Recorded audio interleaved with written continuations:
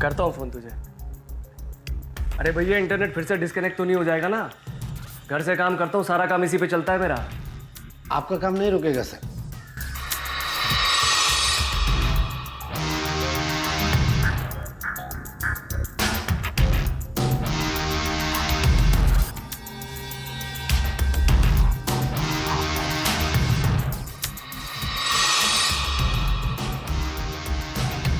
उन दिनों वो लोग यहीं पैडर रोड में रमनी के अपार्टमेंट में रहते थे। डी 503 में माथुर परिवार 3 बेडरूम में, और बगल में डी 504 में किराए पर शुभम चौहान रहता था, जो दिल्ली से मुंबई शिफ्ट हुआ। आपने आदित्य माथुर को कैमरा फुटेज दिखाई? पूरा पैकेज दिया था। जब भी आदित्य घर पे होता तो ये लोग बाहर मिलते, कभी कार में तो कभी होटल्स में। सालों पुलिस सर्विस में रहने से ये हुनर तो सीख ही लिया था कि सीक्रेट लवर्स के बारे में कहाँ और कैसे पता लगाया जा सके।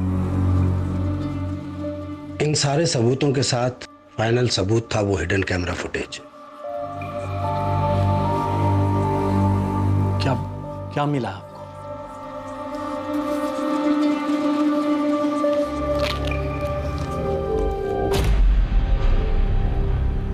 फोटोज हैं, होटल की सीसीटीवी फुटेज हैं, शुभम के बेडरूम की सीसीटीवी फुटेज हैं। माथुर साहब, जब आप टूर पे होते हैं और आपके बच्चे स्कूल में, तब आपकी वाइफ शुभम के फ्लैट में जाती है। मुझे वीडियोस भी दिखाइए। इतना काफी है माथुर साहब? नहीं नहीं नहीं, मुझे वीडियोस देखनी है, आप दिखाइए प्लीज। पूरे 1 घंटे की फुटेज है। मैं बाहर खड़ा हूं, पूरा फुटेज देखा उसने। बिना कुछ बोले मेरा बैलेंस पेमेंट किया और निकल गया। आप कुछ देर बैठिए। नहीं नहीं नहीं नहीं, ये लीजिए। मुझे आपसे कुछ और भी बात करनी है।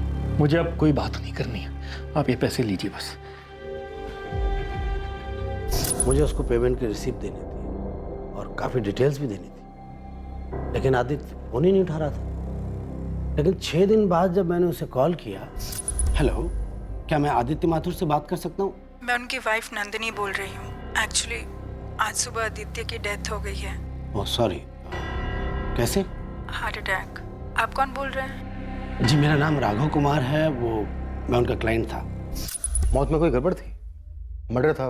पता किया था आपने? मर्डर नहीं था, कोई गड़बड़ी नहीं थी, वाकई में हार्ट अटैक था। डॉक्टर से भी बात की थी हॉस्पिटल में। इस अफेयर ने उसे शॉक कर दिया था। आदित्य ने इस बारे में बात की थी नंदिनी से? मुझे नहीं पता उसने अपनी पत्नी या शुभम से कोई बात की थी या नहीं। और फिर इन दोनों ने शादी कर ली, शुभम और नंदिनी ने? 1 साल बाद फिर उन्होंने वो पैडर रोड वाला फ्लैट भी बेच दिया और नॉर्थ मुंबई शिफ्ट हो गए। Shining Perl apartment, Malad. 9 साल में उस फैमिली में काफ़ी कुछ हुआ होगा। आदित्य को और क्या डिटेल देने वाले थे आप? मैंने शुभम की दिल्ली की लाइफ की रिपोर्ट बनाई। क्या लाइफ थी उसकी? मुझे मेरी पुरानी फाइल खंगालनी होंगी, सारी डिटेल्स हैं उसमें। फाइल मिलते मैं आपके पास ले आऊँगा। आप और शुभम मिले कैसे थे नंदिनी जी? शुभम हमारे बगल के फ्लैट में मूव इन हुआ था। वो अकेला रहता था और मैं पूरी फैमिली होने के बावजूद अक्सर अकेली रहती। मेरे हस्बैंड आदित्य महीनों टूर्स पे रहते, मैं घर और बच्चों को संभालती। लेकिन खुद को भी संभालना होता है, खास करके इमोशनल और फिजिकल ज़रूरतों को, जिन्हें आप जितना इग्नोर करो उतने ही ज़्यादा महसूस होते हैं।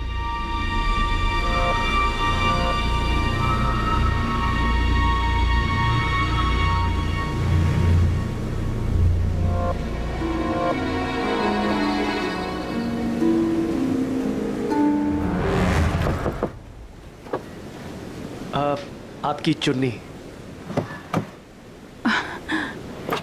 Thank you. अरे आप तो हमारे बगल वाले फ्लैट में शिफ्ट हुए हो ना? जी, शुभम चौहान। हाय नंदिनी। हमारी नेम प्लेट रीड कर ली? वैसे मैं माइंड रीड भी कर सकता हूँ। रियली? तो बताओ इस वक्त मेरे माइंड में क्या चल रहा है? यही कि शुभम चौहान की फैमिली इसे कब ज्वाइन कर रही है। और इसका कारण? भाई बंदे ने 3 BHK फ्लैट लिया है किराए पर। एक्चुअली मैं यही सोच रही थी। तो बताओ कब तुम्हारी फैमिली ज्वाइन कर रही है? मैम दिल्ली से हूँ, बड़े घर में रहने की आदत है, इसीलिए 3 BHK फ्लैट लिया है। मेरी कोई फैमिली नहीं है, बैचलर हूँ। लेकिन इतने बड़े घर में अकेलापन महसूस नहीं होता? अकेलेपन का तो ऐसा है ना कि खुशियों से भरे घर में भी इंसान अकेला महसूस कर सकता है। कम से कम उसके अंदर का एक हिस्सा तो हमेशा तन्हा रहता है, तड़पता रहता है। सही कहा तुमने। Wait wait wait. Oh hi. Hi. Come. Thank you Shubham. It's okay. कितनी सारी शॉपिंग कर ली है आपने। लीजिए। Thanks a lot Shubham, so sweet of you. वैसे थैंक यू कॉफी के साथ और भी अच्छा लगता है, नहीं? मैं पूछने ही वाली थी। चलिए।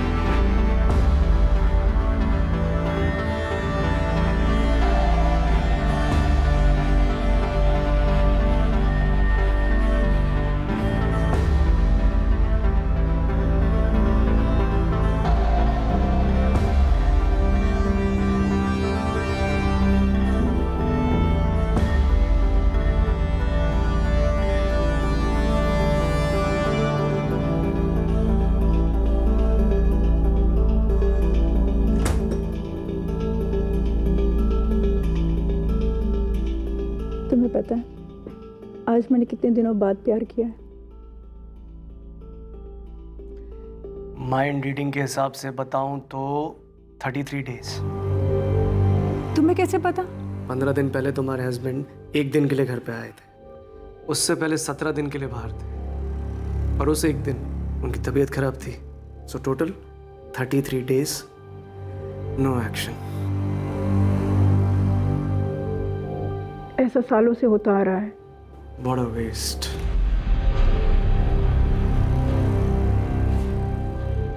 इतनी खूबसूरत औरत।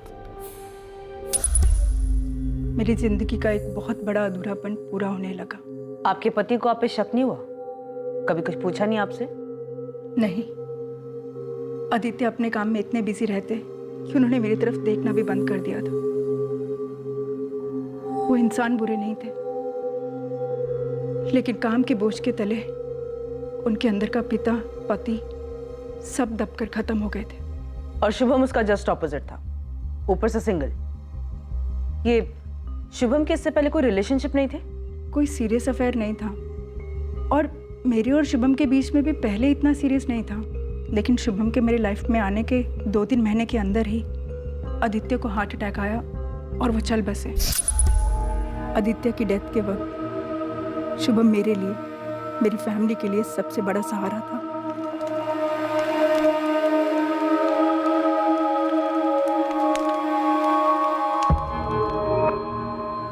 और तब हम दोनों ने रियलाइज किया कि हम दोनों एक दूसरे से प्यार करने लगे। और 1 साल बाद आपने और शुभम ने शादी कर ली। बिना शादी किए भी मैं ये रिश्ता बनाए रख सकती थी, पर हम दोनों एक दूसरे से बहुत ज़्यादा प्यार करने लगे थे। और फिर मेरे बच्चे भी थे और शुभम की फैमिली भी। नंदिनी, मेरी फैमिली की फिक्र मत करो।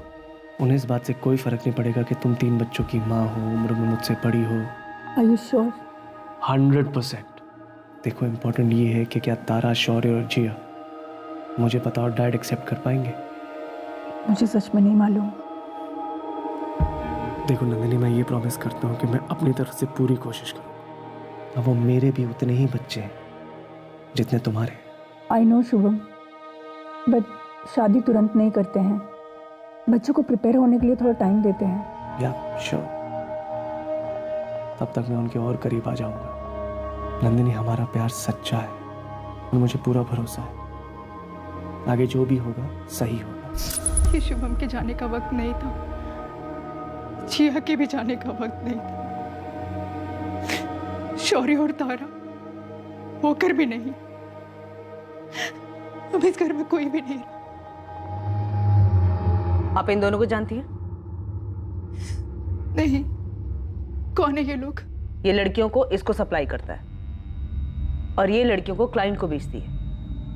आप लोग अभी भी उसी घिनौनी थ्योरी को पकड़ के बैठे हो कि शुभम ने तारा को फ्लैश ट्रेड में बेच दिया। अरे अरे रुक जाओ ना मैडम, थोड़ा धीरे मारो ना मैडम। अरे लग अरे अरे मैं कितने में सौदा किया था जगन ने? हाँ, कितने में सौदा किया था?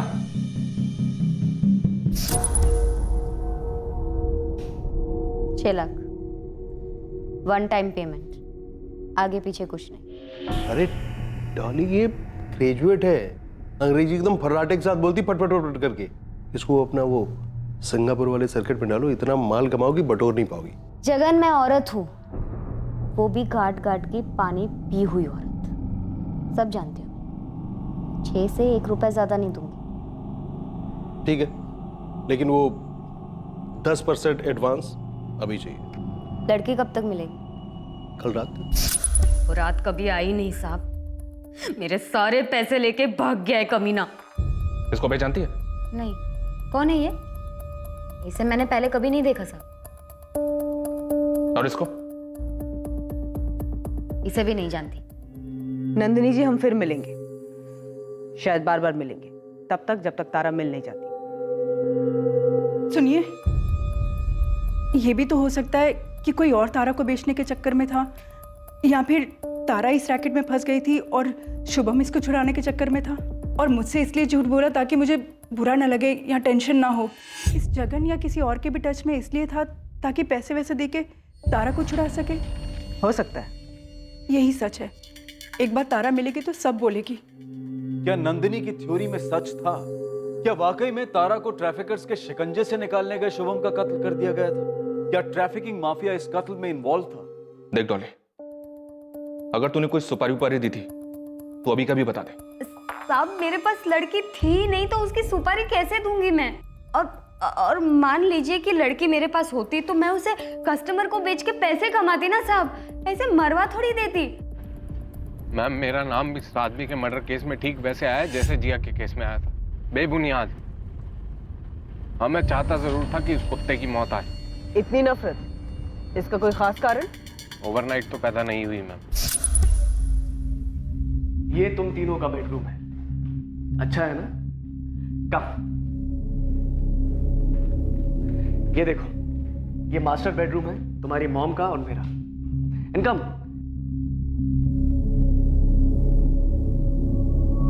ये है स्टडी रूम, जहां पर मैं अपना काम करा करूंगा और तुम तीनों भी अपनी पढ़ाई करोगे। मैं 24/7 मौजूद रहूंगा तुम्हें गाइड करने के लिए। Free tuitions. मुझे मेरा रूम चाहिए।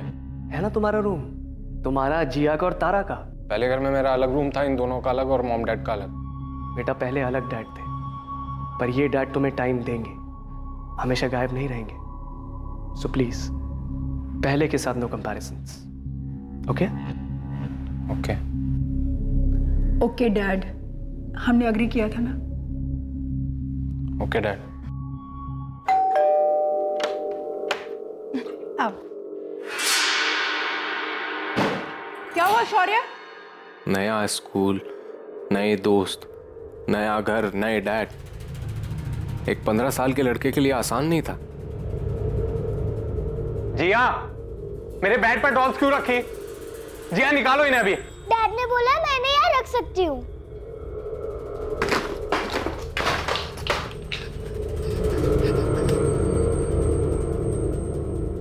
शौर्य, गलत किया तुमने, जाओ डैड बुला रहे हैं। क्या है? नॉक करना होता है कमरे में आने से पहले। आपने मुझे बुलाया? फिर भी बाहर जाओ, नॉक करना, फिर अंदर आओ। जाओ। सॉरी डैड, अगली बार नॉक करके आऊंगा। अब बोलेंगे क्या बोलना है आपको? मैं क्या बोल रहा हूं? बाहर जाओ, नॉक करके अंदर आओ, तब बताऊंगा। जाओ। ये रोज होता। डिसिप्लिन के नाम पर मुझे घर का विलेन बनाया जा रहा था।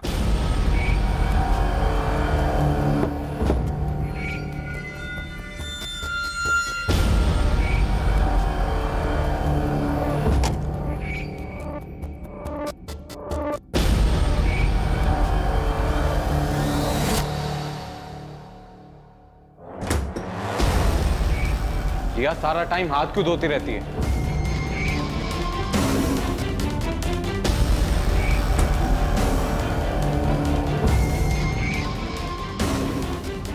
शौर्य, शौर्य, दरवाजा खोलो। शौर्य कम आउट राइट नाउ। शौर्य! खबरदार जी, अगर दरवाजा खोला तो वहीं बैठो बाथरूम में, धोती रहो हाथ पूरी लाइफ भर। शौर्य, मैं आखिरी बार बोल रहा हूं, दरवाजा खोलो। क्या हुआ शुभम? अब शौर्य ने क्या कर दिया? इसके मुंह से ड्रग्स की स्मेल आ रही है, आंखें लाल है इसकी, कुछ बता ही नहीं रहा है। हे भगवान, इस घर में अब यही होना बाकी था। मुझसे घर का माहौल सहा नहीं जा रहा था, तो हाँ, मैंने ड्रग्स लेने शुरू कर दिए ताकि मैं अपने पुराने डैड और पुरानी लाइफ को भुला सकूं और इस नए सिस्टम को झेल सकूं। तुमने अपनी इस फीलिंग के बारे में अपनी मॉम से बात नहीं की या अपनी बड़ी बहन तारा से? तारा और जिया खुद हमेशा इसी टेंशन में रहते हैं, पता नहीं उनके साथ भी क्या हो रहा है। और रही बात मॉम की, तो वो तो मेरे डैड के हाथ की कठपुतली बनी हुई।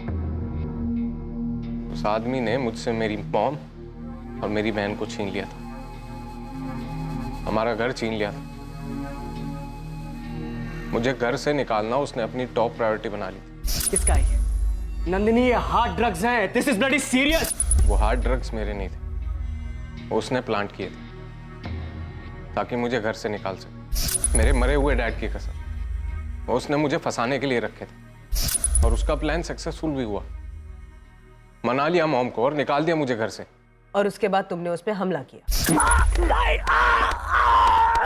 बचपना था मेरा वो, आज करता तो आर पार का होता। मुझे घर से निकालना कोई रैंडम बात नहीं थी, चाल थी उसकी अपने मकसद को पूरा करने की। कौन सा मकसद? मॉम तो बताने से रही, तारा दी मिली तो जरूर बताएंगी।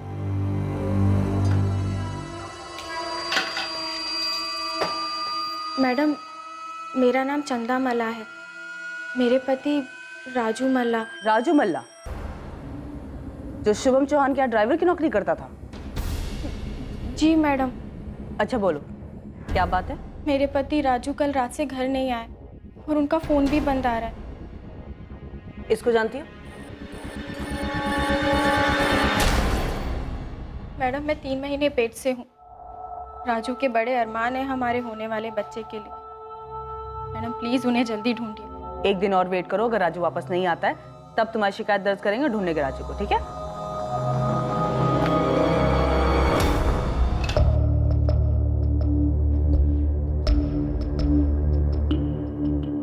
क्या हुआ चंदा? मैडम, ये कौन है मैडम? तुम जानती हो उसको? हाँ मैडम, पिछले हफ्ते हमारे घर आए थे और राजू से काफ़ी लंबी बात हुई थी।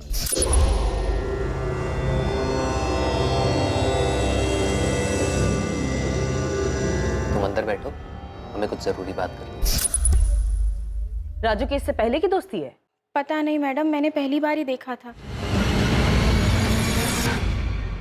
ये केस एक समंदर के भंवर की तरह पेचीदा था और शक की सुई अलग अलग दिशाओं में घूमती जा रही थी।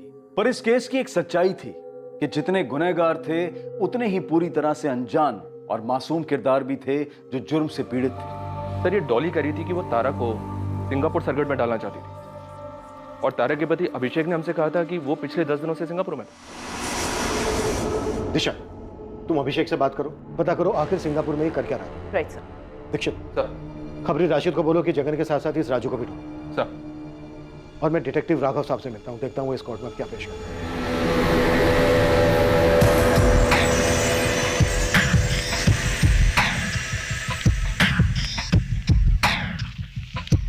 सिविल इंजीनियर हूँ, पिछले 10 दिनों से रोज 16 घंटे काम कर रहा था सिंगापुर अर्बन डेवलपमेंट ग्रुप के लिए और बाकी का टाइम सो रहा था अकेला बेड पर चद्दर ओढ़। जाइए और पता कर लीजिए सिंगापुर में। जरूरत पड़ी तो जरूर जाऊंगी और पता भी करूंगी। और इतना गर्म होने की जरूरत नहीं मिस्टर, शांति से बात करें। मेरी लाइफ में पिछले 2 सालों से कोई शांति नहीं। जरा बताओगे तुम्हारे और तारा के बीच में प्रॉब्लम क्या थी? मेरे छूने से भी तारा को घिन आती थी, तो उस कारण हमारे बीच में कोई भी फिजिकल रिलेशन नहीं बन पाया। लेकिन तुम्हारी तो लव मैरिज थी ना? हाँ, लेकिन अब लगता है शायद उसने मुझसे जल्दबाजी में शादी की, मानो उसे किसी तरह बस उस घर से निकलना था। क्यों? ऐसा क्या था उस घर में? मैंने कई बार पूछा लेकिन उसने कभी कुछ बताया नहीं।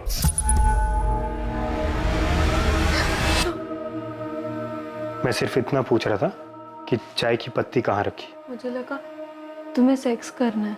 वो तो मैंने शादी के 1 हफ्ते के बाद ही ट्राई करना बंद कर दिया था। इस रिएक्शन के बाद सेक्स तो क्या, कोई तुम्हारे साथ बैठकर चाय तक पीने में कतराएगा तारा। मैंने तो पहले दिन ही कहा था कि मेरे कुछ इश्यूज हैं। शादी के बाद बोला तारा, क्या ये नाइंसाफी नहीं है? जब हम डेट कर रहे थे तब तो तुमने कुछ नहीं बोला। बोला तो शादी नहीं करते। करता, लेकिन उससे पहले तुम्हारी हेल्प करता इस डर से उभरने में। तारा अभी भी देर नहीं हुई है, आखिर बात क्या है मुझे बताओ, हम डॉक्टर को कंसल्ट कर सकते हैं। जब जाना होगा तब जाऊंगी डॉक्टर के पास।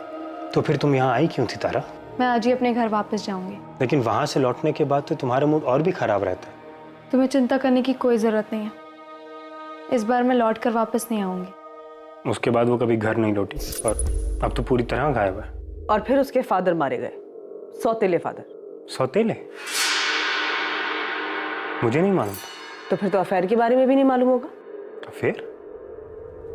किसका अफेयर? शुभम चौहान की पत्नी नंदिनी को अभी यहाँ बुला सकते हैं इंस्पेक्टर? Okay, sure. राशिद भाई, इनमें से केस का विलन कौन है? तीनों मिल हो सकते हैं, कोई एक या दो भी, या शायद विलन शुभम चौहान ही था, या वो हीरो था इस कहानी में। ये सब पता करना पुलिस का काम। अपना काम है परोसना, गर्मा गर्म, वो भी जल्द से जल्द। मेरे छूने से भी वो कांप उठती थी, और तारा ने एक ड्राइवर के साथ अफेयर किया।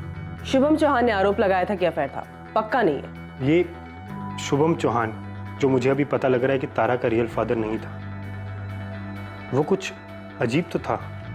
कैसे? वो मेरे और तारा का पैचअप करवाने की कोशिश कर रहे थे, लेकिन कुछ अजीब था। समझाओ मुझे। कैसे डैडी जी, आप फादर हैं तारा के? अभिषेक, मैं एक मर्द भी हूँ, मैन टू मैन बताओ क्या बात है। सर एक्चुअली इश्यूज बेडरूम में है। आपकी बेटी और मेरे बीच कुछ होता ही नहीं है। मैं उसे छूता हूं तो उसे घिन आती है। तुम उसे शायद ठीक से छूते नहीं हो, जैसा कि उसे पसंद हो। डैडी जी, आप? अभिषेक, हर लड़की, हर औरत अलग होती है। उसके डिजायर्स को जगाना एक आर्ट है, टाइम लगता है। मैडम, वो सीधे कह सकते थे कि किसी सेक्सोलॉजिस्ट से मिलो, लेकिन नहीं, वो मुझे डिटेल में समझा रहे थे अपने खुद के दामाद को, अपनी खुद की बेटी के बारे में। वैसे एक बात बताओ, तारा से पहले तुमने कोई एक्शन नहीं देखा क्या? अरे ऐसे क्या देख रहे हो? कॉर्पोरेट जॉब में हो, स्मार्ट हो, कोई तो अफेयर रहा होगा। अब समझी मैडम, एक किस्म का परवर्ट कह सकते हैं, विकृत। समझी। आपको मेरे पहले पति आदित्य ने मुझ पर जासूसी करने के लिए कहा था। आप और शुभम पर जो मैंने बखूबी की, सारे सबूत अभी तक संभाल के रखे हुए हैं। तो अब 9 साल बाद ये सब खुलासा करने का मतलब क्या है? क्योंकि शुभम चौहान का मर्डर हुआ है, और हम आपसे जानना चाहते हैं कि शुभम चौहान के अतीत के बारे में आप क्या जानती हैं?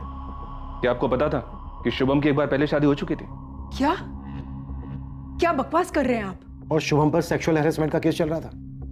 आप लोग ये सब क्या बोल रहे हैं? इसी केस के चलते शुभम को नौकरी से निकाल दिया गया था। आप लोग ये सब इसलिए बोल रहे हो ना ताकि शुभम को। देखिए मैडम, शुभम को डिफेंड करने के बजाय बेहतर ये होगा कि आप सच जान लें। 9 साल पहले मैं दिल्ली गया था शुभम की डिटेल निकालने के लिए।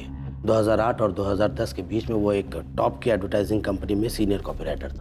रिक्वेस्ट है सर, एक सीरियस मामला है। ओके, ऐसा है, शुभम चौहान नो डाउट हमारा बेस्ट कॉपीराइटर था, लेकिन सबसे घटिया एम्प्लॉय था। जल्दी पायल, जल्दी, क्या प्रॉब्लम है? सर, मुझे शुभम के खिलाफ सेक्सुअल हरासमेंट की ऑफिशियल कंप्लेन दर्ज करानी। कुछ सीरियस है पायल? हे सेक्सी, बहुत जल्दी है घर जाने की? डेट है कोई?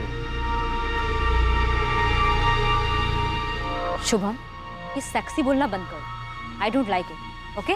क्यों? सेक्स पसंद नहीं है तुम्हें? वैसे जिस तरह के कपड़े पहनती लगता तो नहीं है। And this hungry look in your eyes. ओह, तुमने सारिका से बात की? यस सर, आधा घंटा पहले। Payal, what are you saying? Sorry, पर मेरे पास और कोई ऑप्शन नहीं था और मैं ये नहीं समझ पा रही थी कि तुम्हें ये सब कैसे नहीं पता। ऑफिस की हर दूसरी लड़की के साथ ऐसे बिहेव करता है। लड़कियां जॉब सिक्योरिटी के चक्कर में चुप रहती हैं, जबकि तुम्हारा हस्बैंड टॉप का कॉपीराइटर है, काफ़ी पावरफुल है, उतना ही घटिया। शुभम को न सिर्फ नौकरी से निकाला गया, बल्कि उसके बाद उसे किसी भी एडवर्टाइजिंग एजेंसी में जॉब नहीं मिली। उसकी पत्नी सारी मुंबई शिफ्ट हो गया। और आप ये सारी बातें मुझे अब बता रहे हैं? देखिए मैडम, आपके हस्बैंड आदित्य ने मुझे एक खास काम के लिए रखा था। मैं तो उन्हें ये वाली फाइल भी देना चाहता था, लेकिन मुझे आपसे कुछ और भी बात करनी है। मुझे अब कोई बात नहीं करनी है, आप ये पैसे लीजिए बस। फिर से आपकी बदनसीबी। आपको कुछ बिना बताए, बिना कुछ पूछे आदित्य हार्ट अटैक की वजह से चल बसा और मेरा ये केस क्लोज हो गया 9 साल पहले। लेकिन जब मैंने शुभम के मर्डर के बारे में पढ़ा तो मुझे लगा दाल में कुछ काला है। नहीं, ये एक पूरी तरह से फर्जी केस है। आप सब लोग मिले हुए हो शुभम को बदनाम करने के लिए। आपको अभी भी ऐसा लगता है? ओके। अभय चौहान, इंस्पेक्टर सौरभ रावत, मुंबई पुलिस से। कहीं इंस्पेक्टर। इस वक्त हमारे सामने तुम्हारी भाभी नंदिनी जी बैठी हुई हैं। अभय, क्या तुम्हारे शुभम भैया की पहली पत्नी सारिका ने सुसाइड किया था? जी हाँ, किया था। क्या तुम्हारे शुभम भैया को दिल्ली की एड एजेंसी ने सेक्सुअल हैरेसमेंट के केस की वजह से निकाल दिया था? जी हाँ, लेकिन अब ये सब क्यों पूछ रहे हैं आप? अबे, आप लोगों ने ये सब बातें मुझे कभी बताई क्यों नहीं? भाभी, जब भैया ने आपको कुछ नहीं बताया तो हम क्या बताते? और वैसे भी उन्होंने शादी हमसे पूछ के तो आपसे की नहीं थी।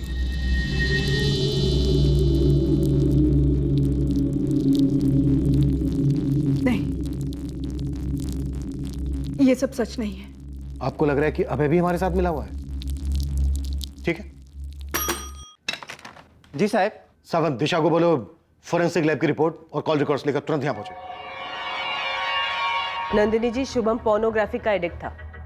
दिन भर घंटों ऑनलाइन ब्लू फिल्म्स देखा करता था। ये उन्हीं सभी वेबसाइट की लिस्ट है। इनमें से कुछ तो बहुत ही विकृत किस्म के हैं। इन सभी पेड वेबसाइट पे उसकी पेमेंट गई है, क्रेडिट कार्ड के थ्रू डॉलर्स में। शुभम घर से बहुत कम बाहर निकला करते थे। उनकी दुनिया उनका काम ही था, उनका कंप्यूटर। ये शुभम, तारा, जगन सेठी और राजू के कॉल रिकॉर्ड्स हैं। ये चारों आपस में टच में थे, तारा के गायब होने के बाद भी। क्या नंदिनी मास्टरमाइंड थी शुभम के कत्ल की? या वो शुभम की असलियत के बारे में कुछ नहीं जानती थी? या जानकर भी अपने दिलो दिमाग में उसे नकार रही थी? लिविंग इन डिनाइल जिसे कहते हैं। या फिर इस केस की सच्चाई कुछ और ही थी? पहला खुलासा हुआ जब खबरियों के जरिए जगन सेठी का पता लगाया गया।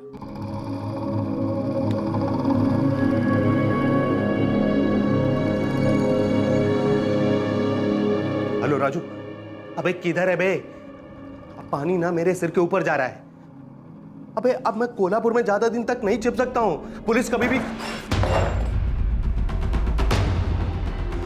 जगन सेठी, तारा और राजू कहाँ है? मेरे को नहीं पता।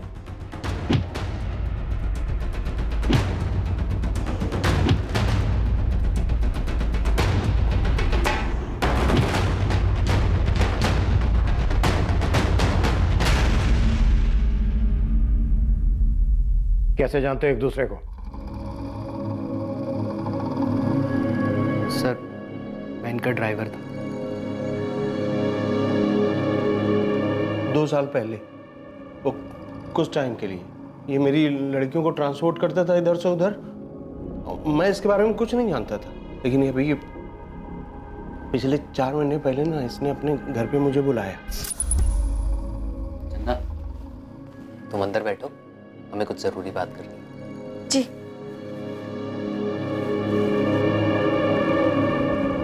जगन सेठ, बीवी है वो मेरी, वो भी पेट से है।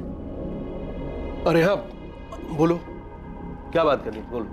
एक लड़की बेचनी है। अच्छा, दिखाओ।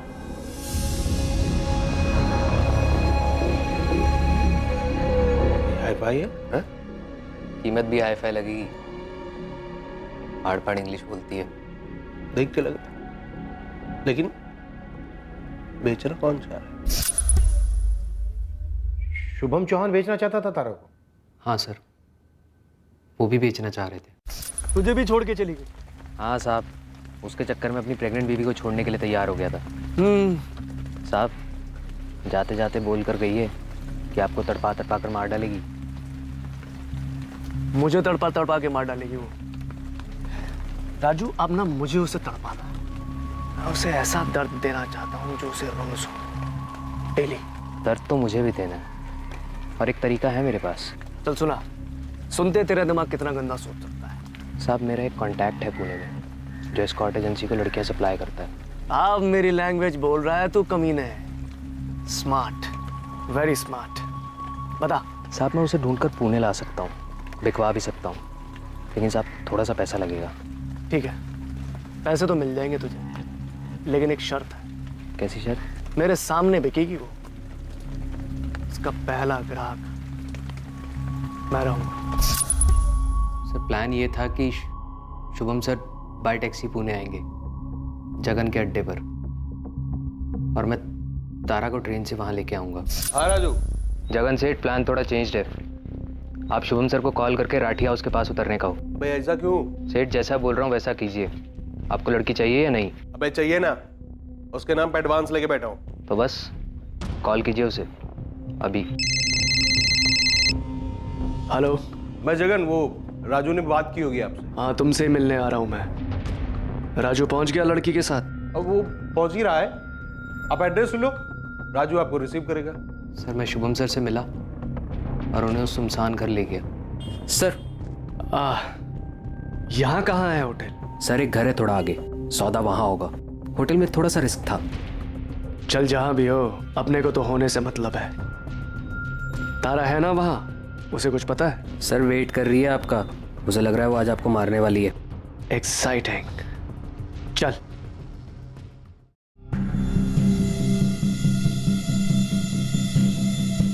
तारा कहाँ है? अंदर तो जाइए सर, मैं जगन सेठ को लेकर आता हूँ।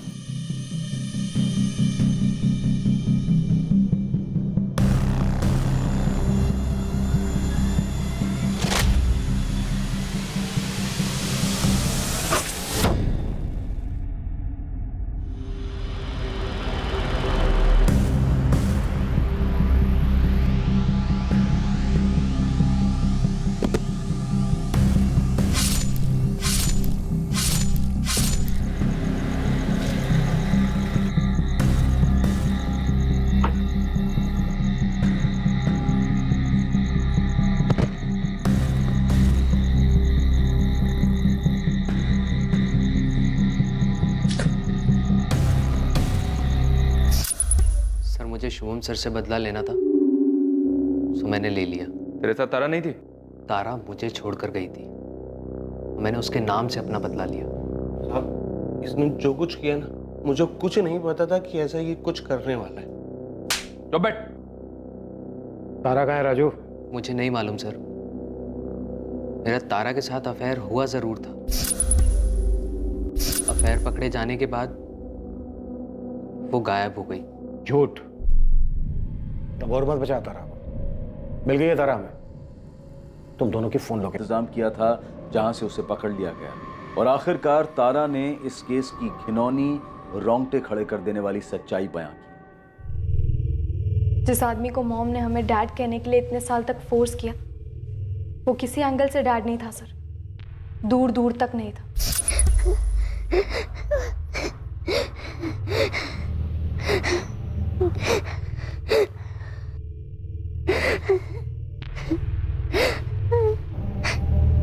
जिया, क्या हुआ? दीदी, दीदी मुझे नहाना है। अभी? क्यों? जिया, पर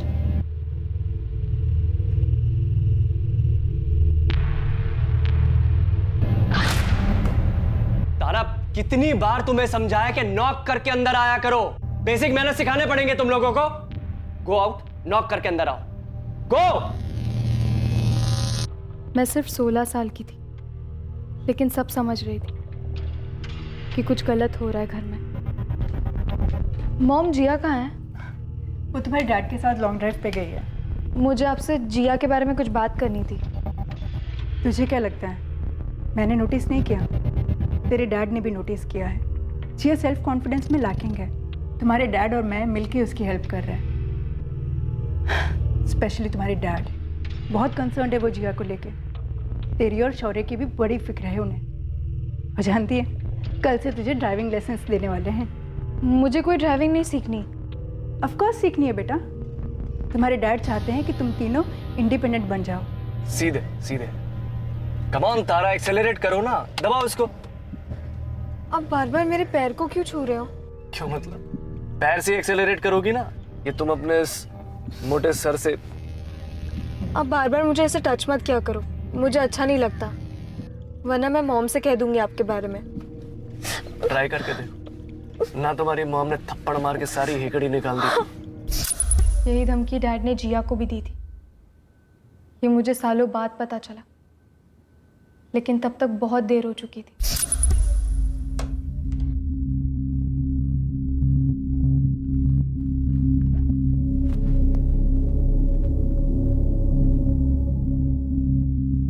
तुझे क्या डिस्टर्ब कर रहा है जिया?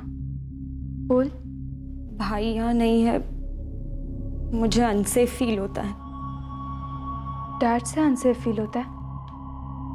वो तेरे साथ कुछ गलत कर रहे हैं? धमकी दी है तुझे? चल हम दोनों मॉम को जाके सब कुछ बता देते हैं। चल तू। बहुत लेट हो गया है दीदी, मुझे सोना है। Good night.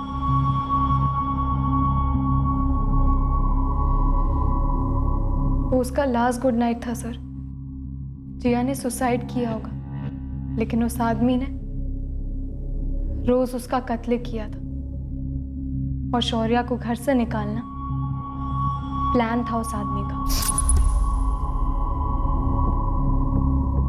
ताकि उसे खुला हाथ मिले, जिया और मुझे गंदी तरीके से छूने के लिए।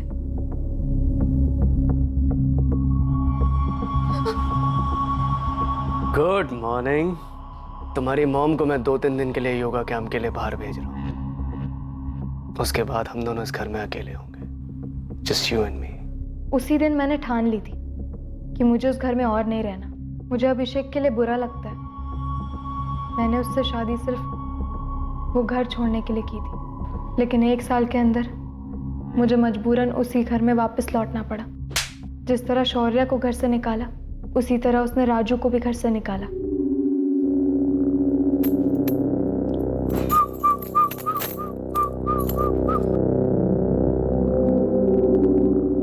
अपने पति को नहीं छूने देती, मुझे नहीं छूने देती, उस राजू के हाथ में कौन सा जादू है? हा? अभिषेक अनजान है क्योंकि वो मेरी हिस्ट्री के बारे में नहीं जानता। राजू इंसान है क्योंकि वो भी मुझे इंसान समझता है। लेकिन तुम शुभम चौहान, तुम तो जानवर भी नहीं, हैवान हो। और एक बात याद रखो, तुमने जो जिया, शौर्य और मेरे साथ किया है ना, उसकी सजा तुम्हें जरूर मिलेगी। Come on. मैंने राजू से सच में प्यार किया, लेकिन मुझे नहीं पता था कि ये शादीशुदा है। मुझसे गलती हुई है तारा, लेकिन प्यार मैंने भी सच में किया। शुभम को किसने मारा? जगन सेठ, प्लान थोड़ा चेंज्ड है। आप शुभम सर को कॉल करके राठी हाउस के पास उतरने का हो। मैं लड़की आपको बाद में दिला दूंगा। आपसे जैसा बोल रहा हूँ वैसा कीजिए ना। आपको लड़की चाहिए?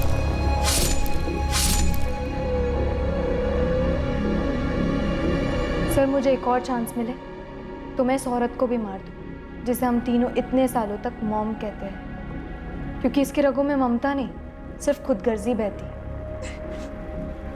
धर्म, मुझे मालूम नहीं था।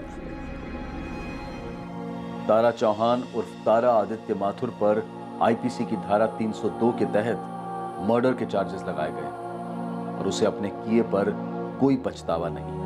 राजू पर भी धारा 302 और जुर्म छिपाने के चार्जेस लगे हैं। उसे भी शुभम को मारने का कोई अफसोस नहीं है, पर अपनी पत्नी चंदा को धोखा देने का अफसोस जरूर है। नंदिनी एक पूरी तरह से टूटी हुई औरत है। उसे इस बात का एहसास है कि उससे गलती हुई कि वो प्यार में अंधी बन गई थी। कौन बोल रहा है? बेटा, बेटा मम्मी बोल रही हूँ। किसकी मॉम? बेटा प्लीज एक बार घर आ जा, एक बार। मेरा कोई घर नहीं है और मैं किसी का बेटा नहीं हूँ। ये आखिरी बार था। नंबर के साथ आपको भी अपनी जिंदगी से डिलीट कर रहा हूँ।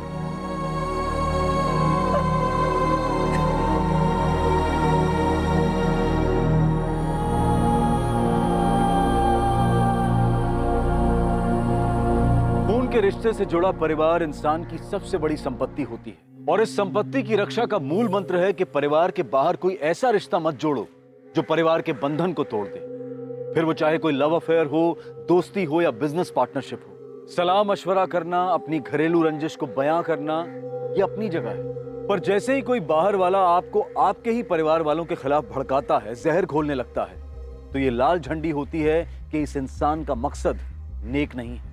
ऐसे जहरीले व्यक्तियों को और अपने अंदर की खुदगर्जी को किनारे रखना बहुत जरूरी होता है ताकि जुर्म को अपना सर उठाने का मौका ना मिले। अब मैं अनूप सोनी आपसे विदा लेता हूं।